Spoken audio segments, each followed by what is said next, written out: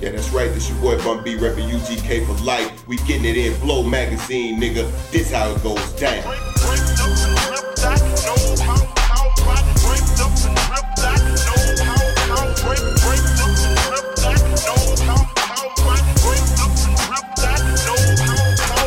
Right now, straight out of PAT, Port Arthur, Texas, trillest nigga out the South. It's your boy Bun B reppin' UGK for life. You know what I'm saying? Half of the greatest niggas ever.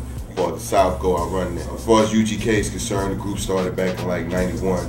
The group that you know today. First independent album called The Southern Way, sold like 50,000.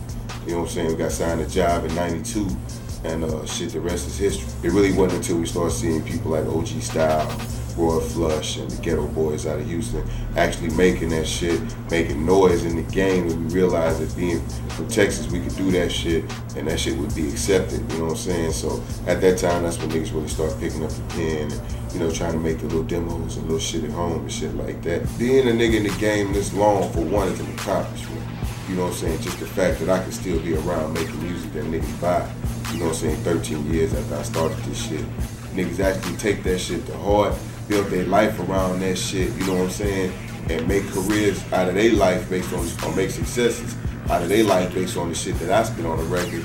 It's some shit that sometimes I don't really even understand like that. Like, you know you giving a nigga game, you know what I'm saying? And you know that some niggas may take the game, but you see young niggas run with it like that, to where a nigga like a Slim Thug can be signed to Interscope, and Mike Jones, and Paul Wall, and Lil Flip, and all these niggas give it up to me like I'm that nigga with me and Pimp, you know what I'm saying? Like we them niggas that helped them and made them want to get in the game, man. That shit's an honor, because, you know, you don't even be knowing what the music does sometimes. As far as the South goes, you know what I'm saying? They wasn't letting a lot of us in, you know what I'm saying? And as far as the world goes, you can't be #1 forever. So we know that eventually the baton gotta get passed, you know what I'm saying? So motherfuckers is really trying to make sure that the next niggas that get the baton gonna represent right, and they gonna pass that bitch back when it's time for niggas to come back in the game. You know what I'm saying? Real have to recognize real. In my case, Trill gotta recognize Trill, you know what I'm saying?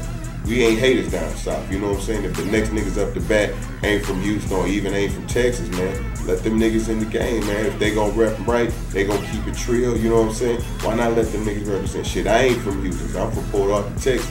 And if Houston, you know what I'm saying, accepted me and took me in, you know what I'm saying? Even though I wasn't from the city, they treat me like I'm from the city, you know what I'm saying? So I gotta pass that kind of love on, you know what I'm saying? You recognize some real niggas doing some real shit, man. You gotta try to stand up for that shit, because it ain't that many of us around that's keeping it real, you know what I'm saying?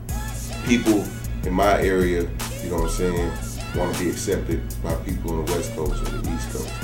But the problem is that the fans and the people on the street don't control who get the music. I'm knowing myself, I done been in New York, fuck with New York niggas, and the niggas that listen to my music feel my music. So it's just a matter of getting the shit to the people, you know what I'm saying? But for a long time, media outlets, you know what I'm saying, didn't really want to give us our credit, or, you know, I don't know if they felt threatened or whatever the fuck, but they just wouldn't give Southern niggas access to New York fans, West Coast fans, Midwest fans.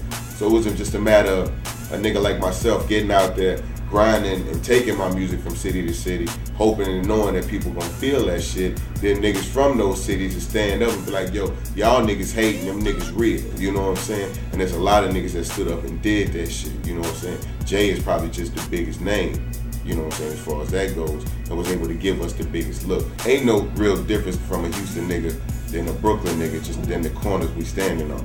We smoking the same trees and the same blunts, you know what I'm saying, doing the same shit, ducking the same police, you know what I'm saying, niggas blowing the same trials, we all doing the same motherfucking shit. But once we get to Super Bowls or All-Star games and Freakniks and different shit, niggas be staying in them same hotels, and ain't nobody got no weed and we all on the same mission, you know what I'm saying, when it get broken down to its minimum shit, niggas always be on the same page, you know what I'm saying? You strip the cities and the swagger, and you take my Jordans off and take your Timbs off. We the same niggas, bro.